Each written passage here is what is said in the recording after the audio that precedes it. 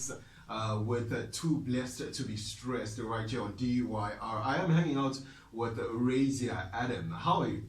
Well, and how are you, Sam? I'm doing very, very, very well. Well, I cannot hear you properly, so if you come... Yeah, exactly. Well, I heard you married, so I'll try and be as calm as possible. I'm not married. Oh, so Zuki was playing mind games with me. Yeah. Well, that is just exactly like her. So how's your morning been? Well, it's been wonderful. It's nice and hot in Durban. Yeah. It's nice and hot, and I've been good. How's the experience from Joburg to Durban? Well, home is Durban, Okay. so I always feel good when I'm here, but Joburg is fast and everything is a rush, and home is a bit more relaxed, and everyone is just cool. So, yeah. And we laid back like that. Very laid back, very laid back. Okay, let's get this. Are you single? I am single in terms of not married. But you've got some sort of commitment. Yes. Yeah, man. I'm putting you on the spot right there. Yeah. So in 2003, after your physics exam, what happened? Wow. In 2003, after my physics exam at the University of the Free State, I realized that I am not into becoming a doctor because I had to go and do medical school the next year. And I happened to be so frustrated from the exam itself, and I walked around campus and I saw this beautiful building with rocks written geology outside the building. Yeah. And I was busy reading about these rocks and the minerals it contains and the formation and so forth. And the head of department walked out from the geology department. Yeah. And he approached me and asked me, am I a first year student of this department? I said, no. I am in BSc biochemistry. I just come from a very hectic physics exam and I'm preparing myself for medical school. However, I'm not happy about my choice. And then he said, oh, would you like to find out about geology, mining? And I'm like, what is that? Because I mean, I studied in Durban, we have no mines here, so I wasn't familiar. And we have no knowledge about mines. We have no knowledge, even in our exhibitions at school and our career expos, there were never mining people that actually came and gave us that information. Sure. So he then took me through a whole hour and a half. He took me through what geology is about, what mining is about. Yeah. But for me, I like a challenge. I just saw darkness when you put YouTube videos showing me underground and you just sing a light with your lights on your head from your hard hats. And I was like, I like this. I want to do this. I want to understand this, And I went to do psychometrics, and it was indeed true that I'm a scientist in terms of the person that I am. And in July of the same year, I moved into geology. Was that your undergrad in geology? My undergrad, yeah. How was that experience because you were already in university and you already familiar with the sites, the behavior, the lifestyle. Now, how was it when you had to integrate it now, being a first year? I mean, the other children are just getting in university. How was that experience for you going forward? Well, the University of the Free State has a full year initiation period where you are a first year and you all get together and you are treated like really first years. You've got mothers as well and fathers. So you had to go through the initiation. Wow. So it was fun because we had a lot of activities. We got to know each other as first years, so we got to get along with each other and try and familiarize ourselves. And the older students also took care of us because they could see that we knew, because we had t-shirts. We had a full uniform every day that you had to write, that you had to wear. That's written that you were first year, but in Afrikaans according to your race. When was this? 2003. 2003. Yeah. I see. So you also obtained a master's degree in mineral resource management. Now, with geology, how does this integrate together? Okay, the master's degree actually looks now at the whole full value chain of business of the mine, because as geologists you were concentrated in just looking at the rocks and the minerals, and now I'm going into economics of the of the mines. I'm going to the financials of the mines with the master's degree. So it was a full business degree looking at the whole mining value chain. So it puts me at a better position when I become an executive one day of the mine. So I work for Sasol right now. Okay. If I become an executive one day, I'll understand how the mine operates from the time we don't know what's underground to the geologist telling us what's underground up until we generate revenue by selling a final product, which is beneficiated. Black women in general, they are disadvantaged when it comes to this environmental sector. you have affirmative action, but you do find that men still dominate. How do you actually rise above the rest? Wow, you know what? First of all, I happen to be Zulu with a mix of colored, All and I right. happen to come from Durban. So I had a very thick skin in terms of being that side. You're A not bit just of a pretty stubbornness. face. You're not Yes, just and a pretty face. no.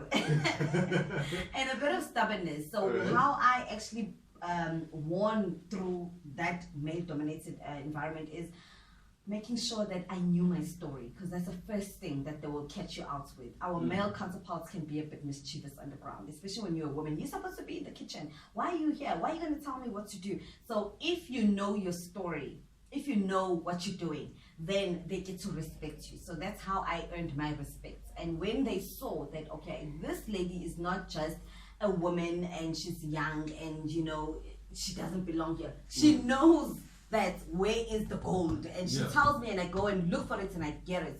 And then they started supporting me, because even our Department of Mineral Resources and the government also started putting pressure on the mines to say we need more women in this sector.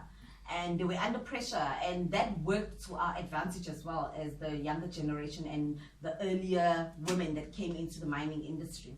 Speaking of under pressure, I'm going to put you under pressure for a few seconds here. Now, as a principal stakeholder relations specialist, what have you done to actually empower women to support these policies? Well, I've got a mentorship. Okay. So I mentor other women to make sure that they also empowered in terms of coming into this industry as well, studying towards geology. And when they are in the mines, how to actually grow and be happy, because there's depression as well. Because I mean, sometimes other women feel like it's not what they envisioned when they went to study. Definitely. When they come to the mines and they realize that I have to wear overalls, I have to be dirty, I'll come out looking like with mud and my nails all dirty, then they realize, no, I thought this was about a corner office in a mine, you know.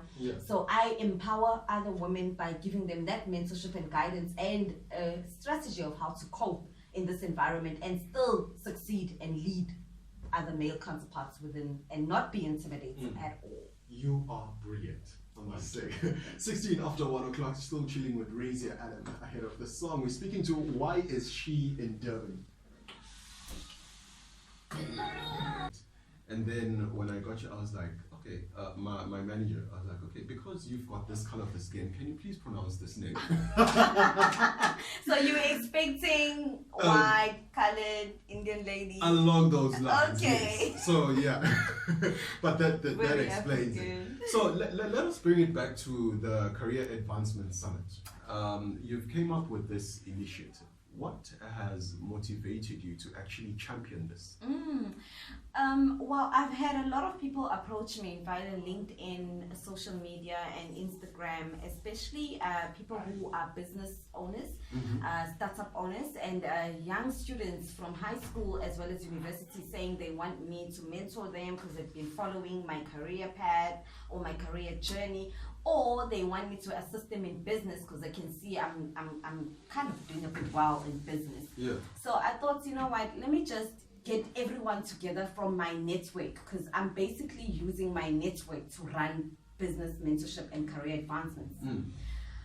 I then decided that let me do this to reach a lot of people and not deal on one-on-ones with just a few. Let me just go and have summits all around the country, different provinces, and I bring together my friends who are in business, who are executives, and who have made it to come and share these strategies to the bigger, larger people of South Africa. Yeah, so now before we speak about the speakers, one is going to wonder, Razia, that when you speak of a network, what is a network?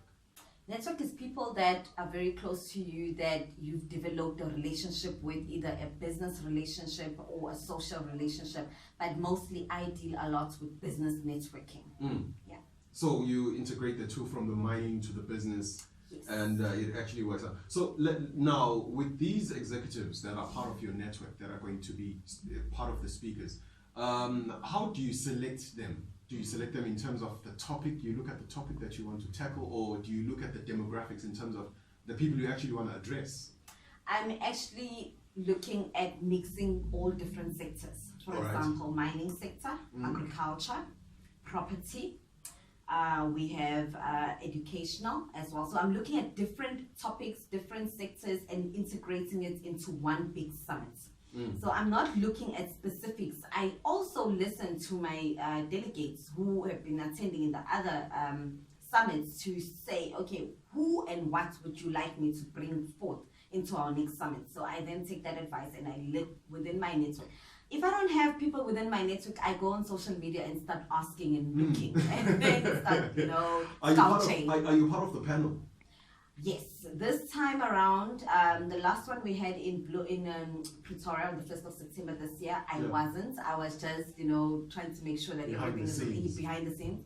But then the speakers were like, and the delegates, but we want to hear from you as well, So this time around, I am in Durban and Bloemfontein. And if people want to visit you or on social media or want to get information about this event and want to attend to this event, how can they get hold of you?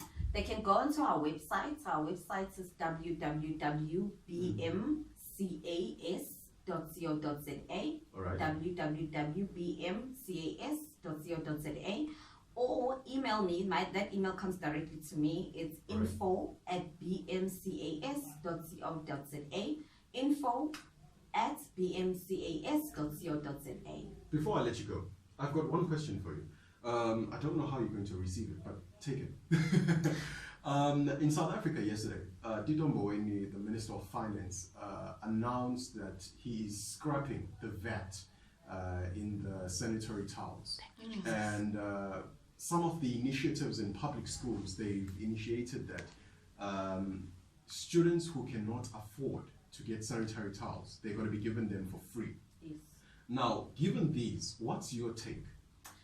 I am very happy to hear that. I was very excited. I was ecstatic to hear that. I mean, we've been waiting to hear such things from government. Yeah. In fact, I appreciate that he's saying he is scrapping the VAT, but I would say give them for free. Give them for free. Give them for free. Because as a woman, it's not your choice to go through that phase in your month. Yeah. It's natural. It's happening. But not all of us can afford to actually be able to buy sanitary towels. So give them for free at schools, give them for free to people that cannot not afford. And those who can afford can buy them in the shops. Similar to condoms. Yes, exactly. Run it just the way he's doing with condoms. Yeah, definitely. It's been quite fun hanging out with you. I hope to see you next time. Do I need to qualify to be in this event? You don't. You didn't. You just missed something I'd like to mention. It's in Mont HCOM. If you email us, we will give you all the details. Everyone is welcome. As long as you're business-minded or you want to grow in terms of your career field, you are more than welcome to join us. Her name is Razia Adam.